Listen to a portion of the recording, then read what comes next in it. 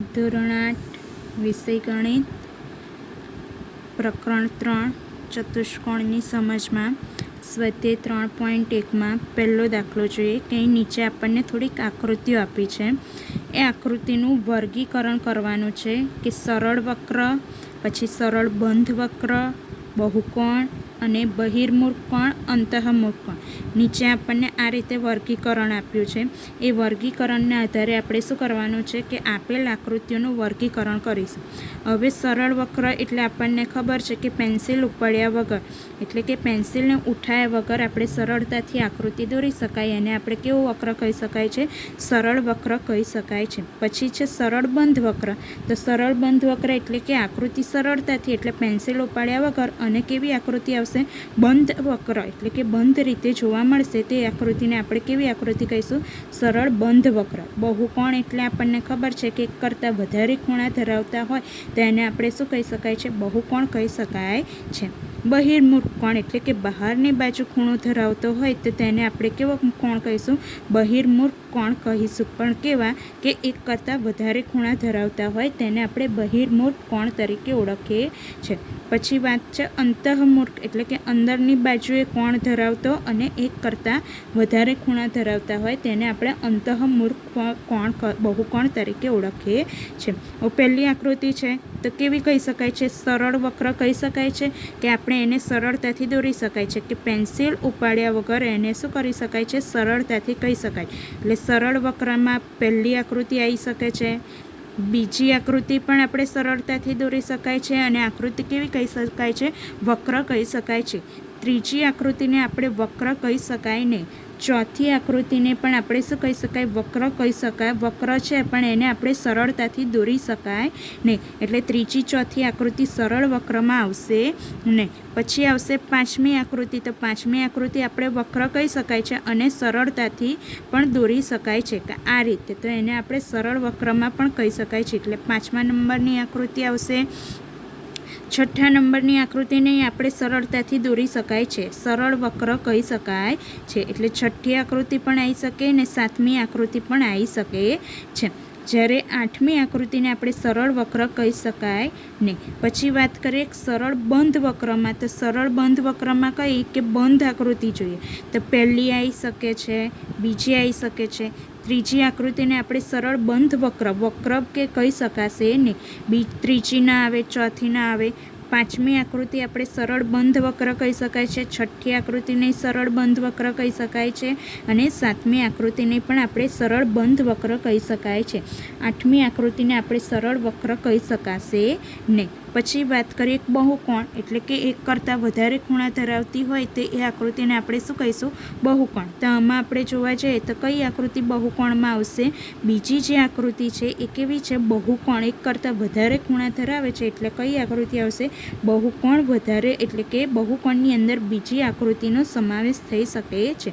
પછી છે બહિર્મુખ બહુકોણ, એટલે કે બહારની બાજુ ધરાવતી પણ કેવો? એક કરતાં વધારે. હવે બધી આકૃતિમાં જુઓ કે કઈ બાજુ બહિર્મુખ, તો બીજી આકૃતિ છે એ કેવી છે? બહિર્મુખ બહુકોણ ધરાવે છે. અને અંતઃમુખ કોણ, એટલે કે એક કરતાં વધારે ખૂણો ધરાવતી હોય, એટલે કે બે કરતાં, તો અહીંયા આગળ જો કે આ ખૂણો કેવો ધરાવે છે?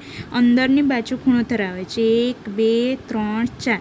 તો શું કહી શકાય છે? ચોથી આકૃતિને આપણે બહિર્મુખ અંતઃકોણ તરીકે બહિર્મુખ બહુકોણમાં બીજી આકૃતિ આવશે જ્યારે અંતઃમુખ, એટલે કે અંદરની બાજુએ ખૂણા ધરાવતી હોય અને વધારે કોણ ધરાવતી હોય એ આકૃતિને આપણે અંતઃમુખ બહુકોણ તરીકે ઓળખવામાં આવે છે. બીજા દાખલાની વાત કરીએ કે બીજા દાખલાની રકમમાં એવું કીધું છે કે આપેલ પ્રત્યેક, એટલે કે જે નીચે આપેલ આપણને આપેલ છે કે આપેલ પ્રત્યેકને કેટલા વિકર્ણ છે એ વસ્તુ આપણે જણાવવાની છે. હવે વિકર્ણ કેટલા છે આપણને ખબર છે નહીં. બહિર્મુખ ચતુષ્કોણ, એટલે કે બહારની બાજુ ખૂણો ધરાવતો ચતુષ્કોણ. ચતુષ્કોણ કેટલા? એટલે કે 4 ખૂણા ધરાવતી હોય તે આકૃતિને આપણે ચતુષ્કોણ તરીકે ઓળખીએ છીએ. હવે વિકર્ણોની સંખ્યા, એટલે કે વિકર્ણો આપણે શોધવાના છે તો એ માટેનું આપણે એક સૂત્ર યાદ રાખવાનું રહેશે કે વિકર્ણોની સંખ્યા બરાબર, એટલે કે વિકર્ણ શોધવાનું હોય તે માટેનું સૂત્ર, એટલે કે વિકર્ણની સંખ્યા બરાબર n કૌંસની અંદર n-3 છેદમાં 2. n એટલે કે આપેલ જે સંખ્યા છે, એટલે કે ચતુષ્કોણમાં આપણને કેટલી બાજુઓ આપી છે? 4 બાજુ આપી છે. એટલે કે n બરાબર આપેલ બાજુઓની સંખ્યા આપણે લખવાની રહેશે. તો કયું સૂત્ર તમારે યાદ રાખવાનું રહેશે કે જ્યારે આપણને પૂછે કે વિકર્ણોની સંખ્યા શોધો, ત્યારે આ સૂત્ર કે n કૌંસની અંદર n ઓછા 3 કૌંસ પૂરો છેદમાં 2 વિકર્ણની સંખ્યા શોધવાની હોય તે વખતે જ્યાં n બરાબર આપણે જે સંખ્યા એટલે કે આપેલ બાજુઓની સંખ્યા લખવાની રહેશે. ચતુષ્કોણમાં કેટલી બાજુ હોય? 4 બાજુઓ હોય. એટલે આપણે કેટલી લખવાની રહેશે? n બરાબર 4 બાજુ લખવાની રહેશે. તો અહીં આગળ આપણને પહેલું આપ્યું છે કે બહિર્મુખ ચતુષ્કોણ છે. તો બહિર્મુખ ચતુષ્કોણને આપણે શું શોધવાની છે? વિકર્ણોની સંખ્યા શોધવાની છે. તો બરાબર વિકર્ણની સંખ્યા બરાબર સૂત્ર કયું આપણું આવશે કે n કૌંસની અંદર n-3 છેદમાં 2. જ્યાં n બરાબર આપણે શું લખીશું? બાજુઓની સંખ્યા. અહીં કેટલી બાજુઓ છે? 4 બાજુ છે. એટલે n બરાબર કેટલા લખવાના રહેશે? 4. કૌંસની અંદર 4 ઓછા 3 છેદમાં કેટલા? 2. બરાબર. હવે અહીં આગળ આપણે 4માંથી 3 છે એટલે કેટલા? 1 છેદમાં 2. 4 એકા 4 છેદમાં 2. 2 દુ 4 બરાબર કેટલી આવશે? 2.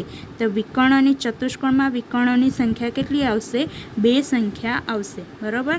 ચલો પછી બીજી વાત કરીએ કે નિયમિત ષટકોણ. ષટકોણ એટલે કેટલી બાજુ ધરાવતી હશે? 6 બાજુ ધરાવતી હશે. એની આપણે સંખ્યા લખવાની છે. શેની? વિકર્ણોની સંખ્યા. હવે આપણને સૂત્ર ખબર છે કે વિકર્ણોની સંખ્યા બરાબર કયું સૂત્ર આવશે કે n કૌંસની અંદર n-3 છેદમાં કેટલા આવશે? 2. હવે n બરાબર આપણે કેટલા લખવાના છે? બાજુઓની સંખ્યા. અહીં કેટલી બાજુઓ છે? 6 બાજુ છે. એટલે અહીં આપણે કેટલા લખીશું? 6. કૌંસની અંદર 6 ઓછા 3 છેદમાં કેટલા આવશે? 2. બરાબર. હવે 6માંથી 3 છે એટલે કેટલા રહેશે?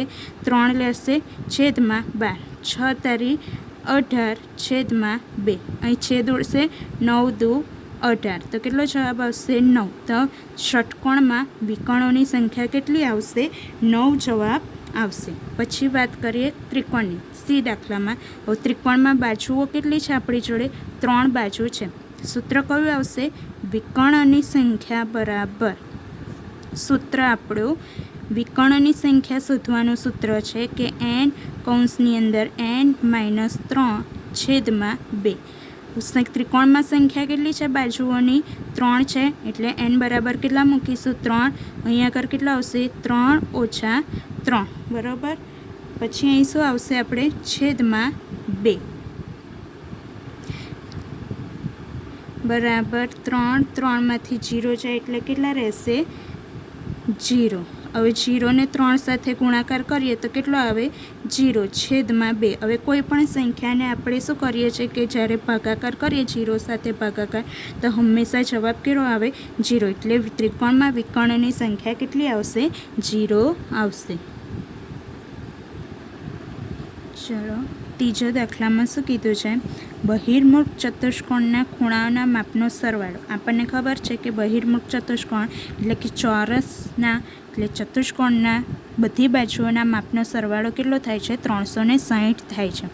પછી શું કીધું છે? જો ચતુષ્કોણ બહિર્મુખ ના હોય તો શું આ ગુણધર્મ આપણે લાગુ પાડી શકાય છે?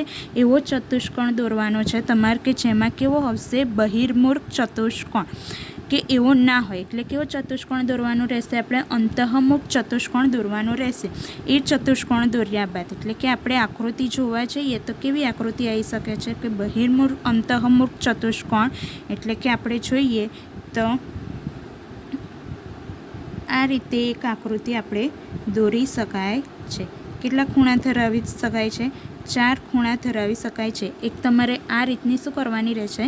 આકૃતિ દોરવાની રહેશે. દરેક બાજુના ખૂણાઓના માપ તમારે લખવાના રહેશે. એટલે કોણ માપકની મદદથી તમારે દરેક ખૂણાઓના માપ શું કરવાના રહેશે?